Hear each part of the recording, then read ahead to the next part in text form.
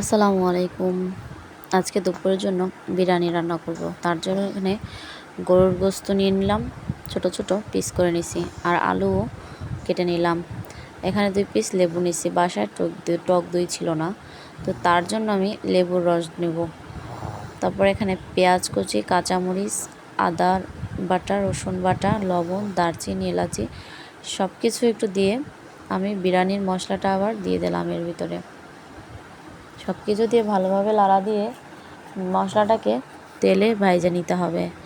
ভাজা শেষ হয়ে গেলে এখানে গোশত দিয়ে দেব, আর আলুটা কেটে রাখছি ওইটা দিয়ে দেব।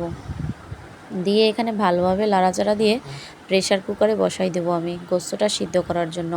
আর পেঁয়াজ বাদামি কালার করে ভেজে কিছুটা রেখে দিলাম। তারপরে এখানে চাল দিয়ে দিলাম, লবণ পরিমাণ মতো, একটু হালকা চিনি দিছি, লিকুইড দুধ দিছি। সব কিছু দিয়ে চালটাকে আমি বলক লইয়া এখানে আমি গোশতটা হয়ে গেছে সেই গোশতটাও দিয়ে দিলাম। এখন আমি এটাকে বলক লইয়া ঢেকে রাখবো। ওখানে আস্ত কাঁচামরিচ দিছি।